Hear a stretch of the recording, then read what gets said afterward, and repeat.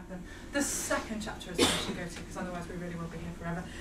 Law and order. How could you resist? Who doesn't want to know about law and order? Well, idiots is who. There's a reason why it's been such an incredibly successful TV show, if nothing else. But laws are a hugely important part of the ancient world. They are what separate us from, on the one hand, gods. They abide by no laws. On the other hand, beasts. They know no laws. Laws are vital. A colony of Athens called Thurii has its entire legal system set up by a philosopher called Protagoras. Imagine that, somebody so brainy, you could say to them, can you create a whole set of laws? And they would go, yeah, all right. And law and order is one of those ways where we tend to go, oh, we're just like them, we're just like the ancients, because they had trial by jury.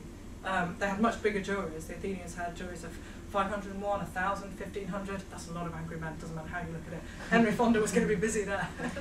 Not just one day. Start with 12, see how it goes. They have these huge juries. They have legal speeches just like we do, a prosecution, a defence.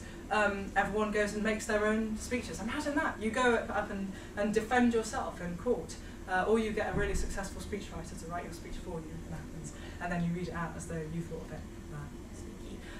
By the time we get to Rome, then there's Cicero, of course, Cicero, declaiming on every subject. So it's very, very tempting to think, oh, well, they have the same thing. They read out witness statements, they read out bits of law in court, they did everything that we do.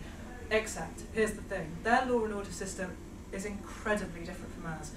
Two crucial points. One, no police. Now, if you read Lindsay Davis' crime novels set in the ancient world, you may be surprised, for Didius Falco has a friend called Petronius, who is a night watchman, one of the vigiles. But she kind of cheats a little. They're basically firemen and sort of general watchmen. They're not. If you were mugged outside their headquarters, then they would probably come and give you a hand. Certainly, if you caught fire, they could put you out. They got mad. Yeah, if you were mugged miles away, and then came and said, officer, I'd like to report crime, never going to happen. And the other thing they don't have is prisons. They have kind of holding cells to decide what will happen to you. But mostly in an ancient court, you're going to be fined or put to death, or banished, something which happens to Thucydides, the historian, who is not a good enough general in ancient Athens, and so gets exiled for 20 years, bless him. And then manages to write this amazing sentence saying, well, obviously that didn't mean I could go to Sparta and see how the war was going from that side, so it was good for my history. Always a historian, never really a military man, I think, perhaps, overall. But I wanted to talk to you about law and order, so we remembered just how far we have come. The Romans, I might add, knew that torture didn't work. They tortured people, slaves, every time they wanted to prove a case. But if there was a capital case against you, and your slaves were the only witnesses, they couldn't be tortured. For the excellent reason that the Romans, they may have had a very low value on human life, indeed they did, but they really genuinely understood a little bit of psychology, which isn't too bad.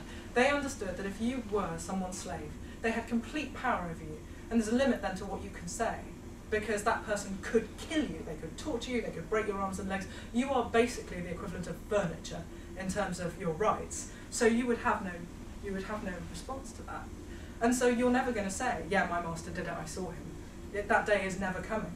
And at the same time, they realised that if they tortured you to try and counterbalance the power that a master has over you, you're just going to say whatever it takes to stop the torture from happening.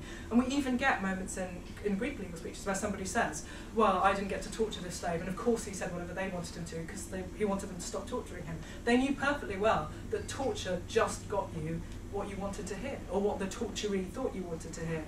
So I think it's very interesting that we've come back to the idea of a ticking bomb torture scenario in our time of fear of terrorism in the last sort of decade or so, that we've got back to that point of going, well, yeah, but if there's a ticking bomb and this person knows, it's sort of all right, isn't it? It's sort of all right to just, you know, twist their arm, break their fingers, find out where the bomb is so it doesn't go off. At no point does anyone ever address the problem that you don't need to resolve the issue of one ticking bomb, you need to resolve the issue of 10. Because the first time, do you know what? You'd probably find out where the bomb was. If you broke somebody's fingers, I don't know about you, I reckon I'd probably tell you. But here's the thing, the second time, they know that your fingers are going to get broken. And so your friends blow up the bomb straight away, just to make sure that when you're tortured, you don't give them up. And then the third time, they definitely know the torture is going to happen. So this time, you train the person to withstand torture, give false information. You go to the wrong place, the bomb goes up, and so on, and so on, and so on. The Romans knew that torture didn't work, and bizarrely, we've forgotten. The one thing we have remembered, though, is that even though I say this on a day when somebody was killed by firing squad in Utah yesterday, we have largely realised that incredibly brutal death penalties don't work. And I think the most extraordinary story, certainly the one that I used for the book, of ancient Roman law and order issues is that of Sextus Roscius, who Cicero defended very early in his career from the parricide sack, which is that Sextus Roscius was accused of killing his father. And if you were found guilty, and Cicero defends him unbelievably, I realise Cicero's loathsome, but man alive, it's a good speech. If you are found guilty of killing a close family member, father, for example, you are scourged, and then you are sewn into a sack with, and they sometimes vary, but generally, a snake, a monkey, a dog, and a rooster. And then they throw you in the Tiber. So you drown, being attacked by panicking animals, who, by the way, haven't killed anyone, thanks, and scourged. So a bad day at the office, I think we have to acknowledge, by anyone's standards. So worth thinking, I think, that although we haven't achieved as much as I would like us to have done, law and order-wise, very often, we have managed to get past the bit where we sew a perfectly innocent monkey in a sack and drown it because you killed your dad. And I think that's a good thing, overall. Animal rights, yay, well done us.